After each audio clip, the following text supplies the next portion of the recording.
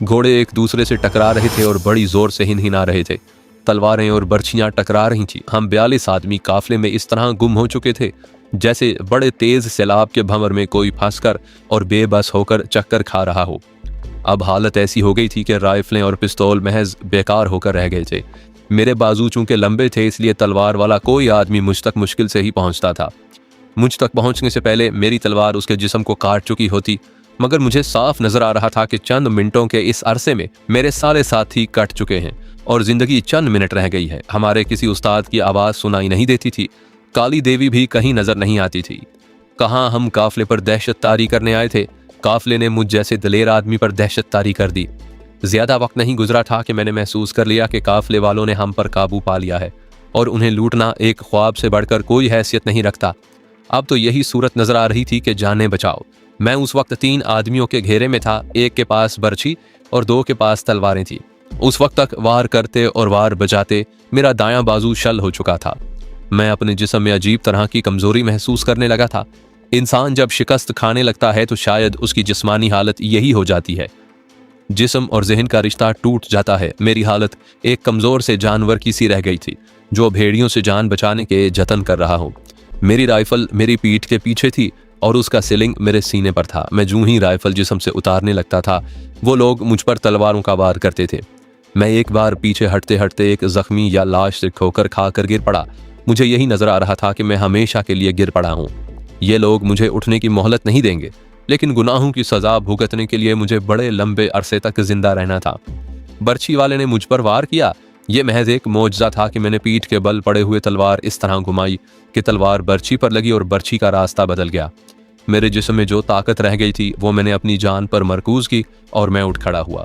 इसके साथ ही मैंने कंधे से राइफल का सीलिंग हटा लिया और राइफल मेरे हाथ में आ गई। मैंने तलवार फेंक दी। जब राइफल सीधी की तो तीनों आदमी भाग गए। लड़ाई अभी तक जारी थी। औरतों और बच्चों का शोर-गुल कम हो गया था। काफले वालों की ललकार और ज्यादा बुलंद हो गई थी, जिसमें फतह का तासुर साफ महसूस हो रहा था। मुझे यकीन था कि मेरे साथी कट रहे हैं। करीब ही घनी झाड़ियां थीं। मैं डरे हुए गीदड़ की तरह झुका झुका उन झाड़ियों के पीछे जा गिरा। वहां से मैं बैठे बैठे हाथों और घुटनों के बल सिरकता रेंगता साथ वाली चट्टान के अकब में चला गया। मैं इस कदर थक चुका था कि मुझसे सीधा खड़ा ना हुआ गया। मैं झुका झुका चट्टान के साथ साथ चलता पहाड़ियों के अंदर ही अंदर थोड़ी दूर निकल गया। ये थकन नहीं थी जिसने मेरे कवि हैकल जिस्म को बेकार कर दिया था, बल्कि ये शिकस्त का एहसास था जिसने मेरे जिस्म की कुव्वत सल्ब कर ली थी। ये अपने अकीदे से फरार और बातिल अकीदे को सीने में बिठा लेने का जहरीला असर था कि मेरी मर्दानगी पानी पानी हो चुकी थी। काली देवी, जिसके नाम पर मैंने अपने खून के कतरे आग में डाले थे, वो मेरी मदद को ना आई। जिस खुदा और रसूल सल्लल्लाहु अलैहि वसल्लम का कलमा पैदाइश के वक्त मेरे कानों में फूंका गया था, वो खुदा भी मेरे काम ना आया, क्योंकि मैं उस खुदा को और उसके रसूल को कभी का दिल से उतार चुका था। सच्ची बात यह है कि मैंने ना काली देवी को याद किया ना खुदा को। हमारे बूढ़े उस्ताद ने सच कहा था कि इंसान जिस्म को ही ताकत का सर चश्मा समझता है। असल ताकत रूह की होती है, लेकिन मेरी रूह मर चुकी थी।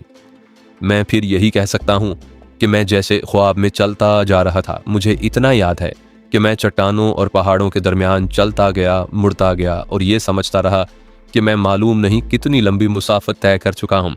एक जगह तो मैं गिर ही पड़ा। तब एक एहसास बेदार हुआ कि मैं बहुत कमज़ोर हो गया हूँ। मैंने अपना जायज़ा लिया। मेरे हाथ में ना तलवार थी ना राइफल। नेफे में उड़सा हुआ एक खंजर रह गया था, मगर मेरे बाजुओं में अब खंजर जनी की ताकत भी नहीं रही थी। मैंने आसमान की तरफ देखा। सूरज अभी गरूब नहीं हुआ था।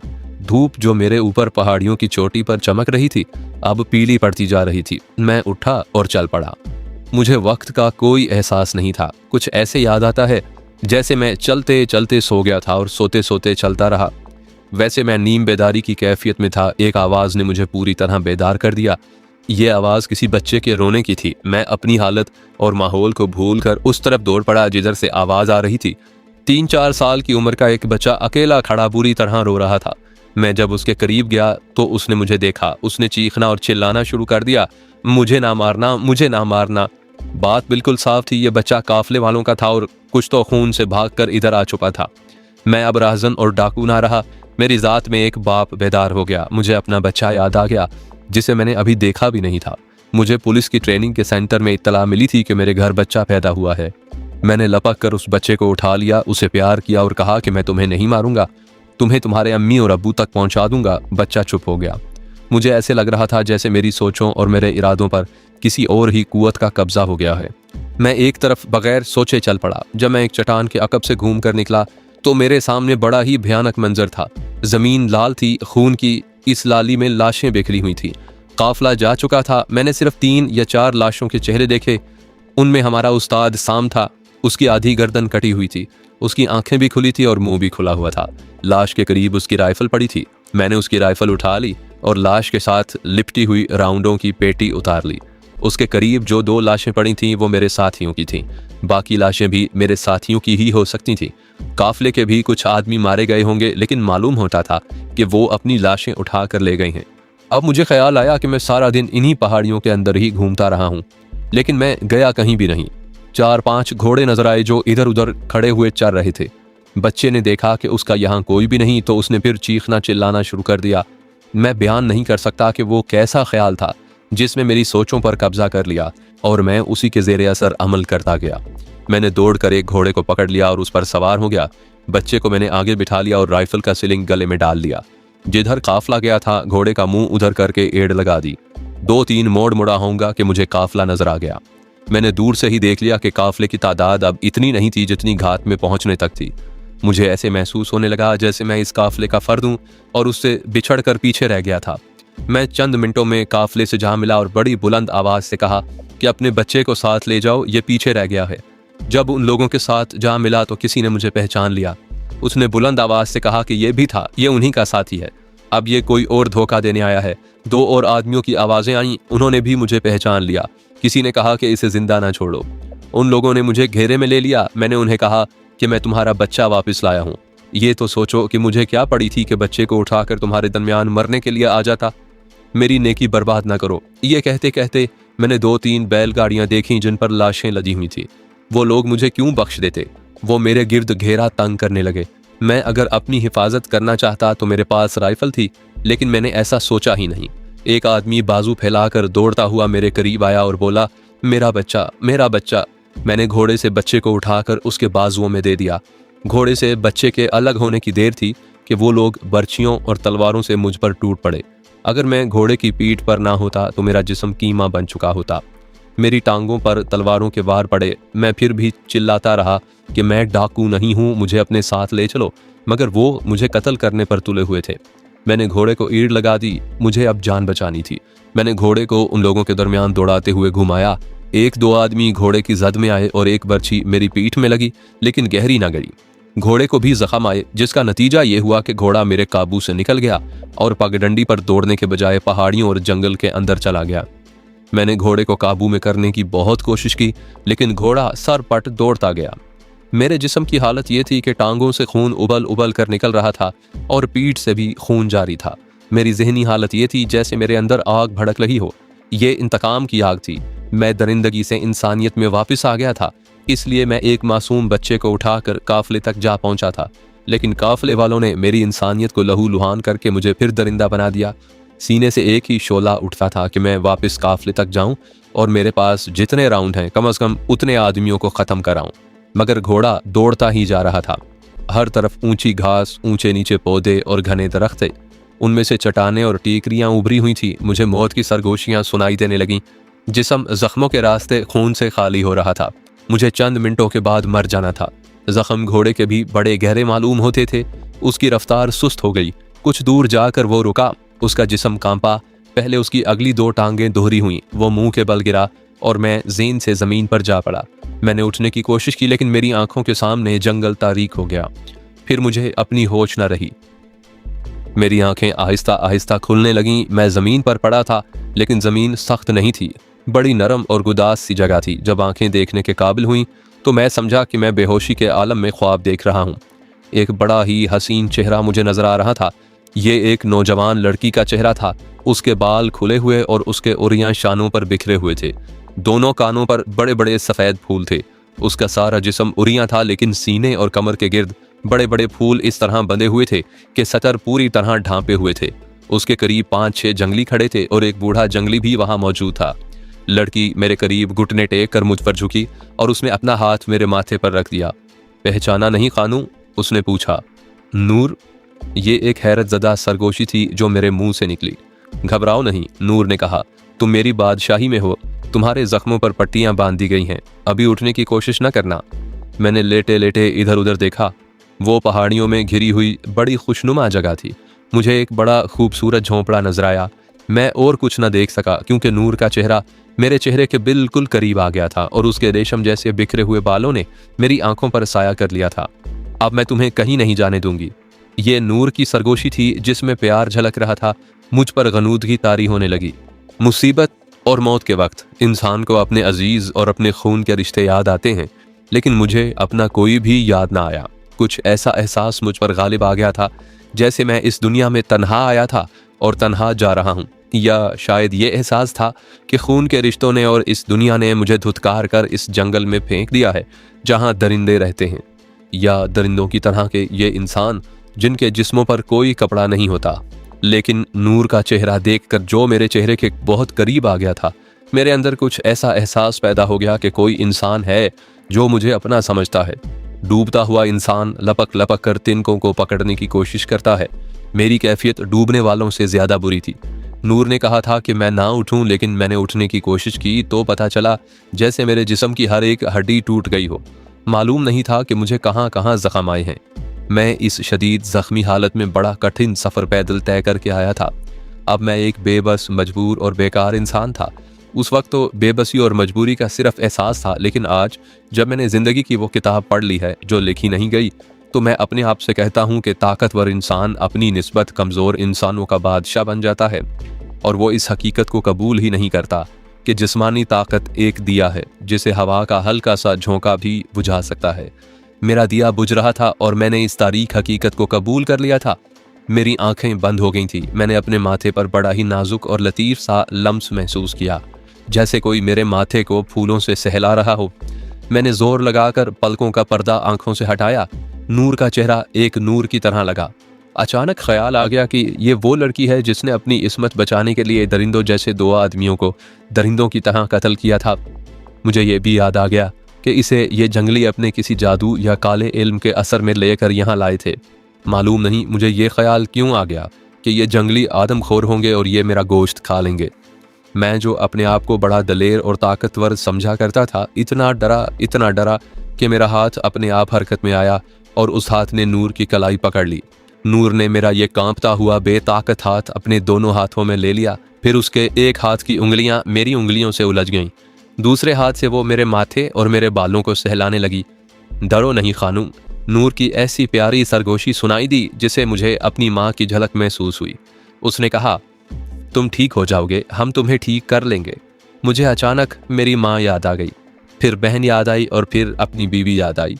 मैंने आंखें पूरी तरह खोलकर नूर की उन आंखों में झांका जो मेरे बहुत करीब आ गई थी। वो 2 शफाफ आईने थे जिनमें मुझे अपना आप नजर आया। फिर ऐसे लगा जैसे डरावनी शक्लों में मुझे मेरे गुनाह नजर आ रहे हों। उस वक्त तक नूर के चेहरे पर कुछ घबराहट और मुकम्मल संजीदगी थी, लेकिन अब उसके होंठों पर लतीफ सी मुस्कुराहट आ गई। उस हल्की सी मुस्कुराहट ने मेरे जिस्म में ऐसा तासुर पैदा कर दिया जैसे मैं मरूंगा नहीं। नूर, मैंने एक मरीज भिखारी की तरह पूछा, मैं जिंदा रह सकूंगा? ये मेरी कमजोरी और कसम पुरसी की इंतहा थी कि मैं एक औरत से जिंदगी की भीख मांग रहा था। मैंने ये भी ना सोचा और ना उससे पूछा कि वो यहाँ किस हाल में जिंदा है। मैंने उससे ये उम्मीद वाबस्ता कर ली थी कि वो मरे या जिए मुझे जिंदा रखे। इबरत एक लफ्ज़ है जिसके मायनी आप जो पढ़े लिखे लोग हैं मुझसे ज़्यादा बेहतर समझते होंगे, लेकिन इस एक लफ्ज़ में जो सबक छुपे हुए हैं वो कभी खोल कर नहीं देखे होंगे। इंसान अपनी आप बीती सुनाकर मेरी तरह कहता है कि इबरत हासिल करो, लेकिन उसने खुद इबरत हासिल नहीं की थी जब उसने ऐसी कई आप बीतियाँ सुनी थीं और कई इंसानों को अपने हाथों पैदा किए हुए हादसात और वाक़यात में तड़पते और मरते देखा था। मैं वो इंसान हूँ जिसने अपने आप से भी इबरत हासिल ना की। मैंने जब नूर से ज़िंदगी की भीख मांगी तो वो बड़ी तेज़ी से उठी, इधर उधर देखा, कुछ इशारा किया और कुछ कहा। मुझे दौड़ते कदमों की आहटें सुनाई दी। तब मैंने दाएं बाएं देखा, 6-7 जंगली कहीं दौड़ते जा रहे थे। मैं पीठ के बल लेटा हुआ था, नूर मेरे करीब खड़ी थी। मुझे ऐसे लग रहा था जैसे नूर इन पहाड़ों से जिनके दरमियान मैं पड़ा था ऊंची हो गई हो। ये नज़र का धोखा भी था और अपनी बेबसी का एहसास भी कि मैं उस लड़की को दुनिया का सबसे कदावर इंसान समझ रहा था। वो अब मुझे नहीं बल्कि उधर देख रही थी जिधर सब्जे ने पर्दा डाल रखा था, और उसके पीछे जंगली गायब हो गए थे। वो जिस तेजी से उन झाड़ियों और दरख्तों से लटकती हुई बेलों में गायब हो गए थे, उसी तेजी से वापस आए। उन्होंने एक पालकी उठा रखी थी जिसके नीचे लंबे लंबे बांस थे। नूर के इशारे पर उन्होंने पालकी मेरे करीब रख दी। जरा सी हिम्मत करो, नूर ने मेरे करीब दोजानू बैठते हुए कहा, ज्यादा जोर ना लगाना। मुझ में हिम्मत नहीं रही थी। जंगलियों ने मुझे ऐसे तरीके से उठाकर पालकी में डाल दिया कि मुझे जरा सा भी महसूस ना हुआ कि मुझे किसी ने उठाया है। पालकी इतनी ही लंबी चौड़ी थी कि मैं टांगे लंबी करके बैठ गया।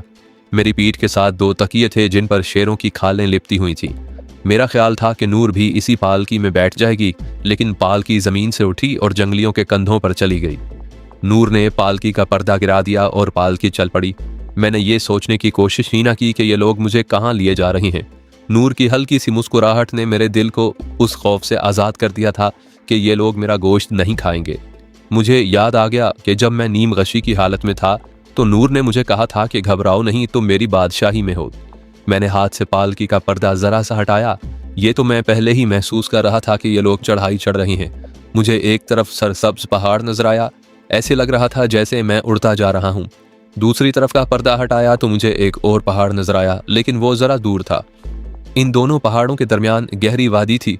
हम चूंकि ऊपर चढ़ते जा रहे थे इसलिए वादी और ज्यादा गहरी होती जा रही थी। रास्ता कदरे कुशादा था, मुझे नूर नजर नहीं आ रही थी। वो शायद पालकी के पीछे पीछे आ रही थी। मेरा एक हाथ पर्दों से बाहर था। मैंने पर्दे गिरा दिए थे। नाजुक से एक हाथ ने मेरा हाथ थाम लिया। मैंने दूसरे हाथ से पर्दा हटाकर देखा। नूर मेरा हाथ थामे हुए साथ साथ चली आ रही थी। अब उसकी मुस्कुराहट फूलों की तरह खिली हुई थी। मुस्कुराहट एक जादू है। आप माथे पर शिकन डालकर किसी के साथ बात करें तो वो बात खा उसके भले की हो, वो नहीं सुनेगा। हल्की सी मुस्कुराहट पत्थर को भी मोम और मुलायम कर सकती है।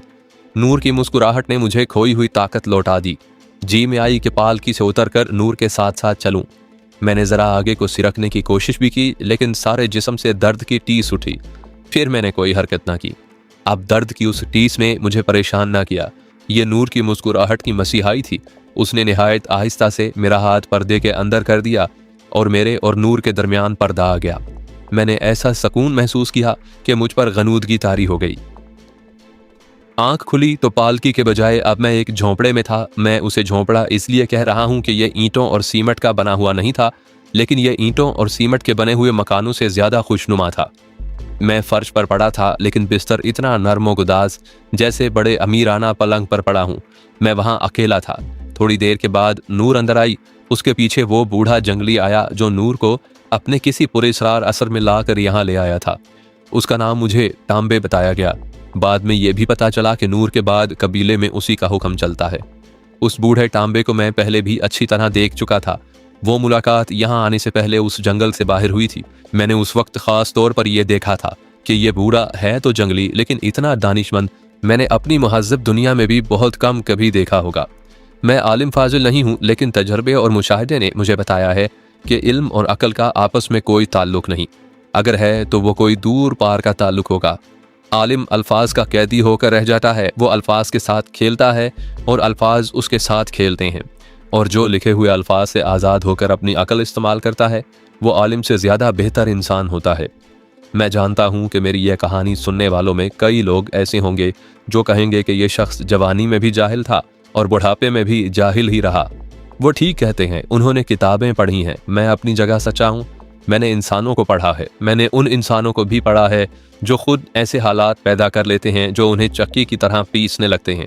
मैंने उन इंसानों को भी पढ़ा है जो कहते हैं कि जो कुछ है वो अगला जहां है। मैंने उन इंसानों को भी पढ़ा है जो कहते हैं कि जो कुछ है यही दुनिया है। जिंदा वो भी रहते हैं, जिंदा ये भी रहते हैं। एक जिंदगी मेरी है जिसकी मैं कहानी लिख रहा हूँ। एक जिंदगी आपकी है जो इस कहानी से लुत्फ उठा रही हैं। बस ये है मेरा इल्म जो आलिम की निगाह में जहालत है। नूर मेरे पास बैठ गई। उसने अपना हाथ मेरे माथे पर रखा और बड़े प्यारे लहजे में बोली, जरा हौसला रखना। तांबे मेरे पास बैठ गया। मालूम नहीं उसके हाथ में कोई जड़ी बूटी थी या फूल था। वो उसने मेरी नाक के साथ लगा दिया। कुछ ही देर के बाद नूर का चेहरा धुंधला होने लगा। फिर यह चेहरा पानी में अक्स की तरह झिलमिल करने लगा। फिर आहिस्ता आहिस्ता मेरी आंखों के आगे तारीकी आने लगी।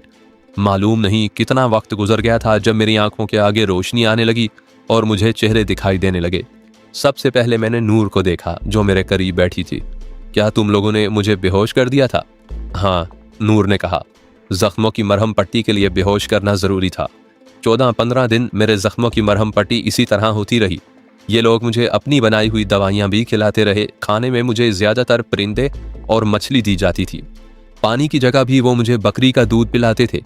इन चंद दिनों में ही मैं सिर्फ उठने के नहीं बल्कि खुलकर चलने फिरने और चढ़ाई चढ़ने उतरने के भी काबिल हो गया। इस दौरान मैंने ये खास तौर पर देखा कि मैंने नूर के साथ जब भी उसकी जंगल की जिंदगी के मुतालिक पूछा तो मुझे टाल गई। मरहम पट्टी बूढ़ा टांबे करता रहा। मैंने 2-3 मरतबा उससे पूछा कि मैं यहाँ कब तक रहूँगा, मैं यहाँ से जा भी सकूँगा या नहीं, या मेरे साथ क्या सलूक होगा। तो टांबे ने मुझे नूर की तरह टाल दिया। एक रोज़ मैं झोंपड़े से बाहर निकला। मेरे दिल पर कुछ बोझ सा था। मुझे इन लोगों का ये रवैया परेशान करने लगा था कि ये मेरे साथ खुलकर बात क्यों नहीं करते और मैं जो कुछ पूछता हूँ इसका जवाब क्यों नहीं देते। नूर ने मेरे बार बार पूछने पर मुझे ये भी नहीं बताया था कि वो कहाँ रहती है। मुझे इतना ही पता था कि वो जब भी मेरे पास आती है पालकी में आती है, और मैंने ये भी देखा था कि जब उसकी पालकी नीचे रखते थे और वो बाहर निकलती थी तो पालकी उठाने वाले सजदे में गिर जाते थे।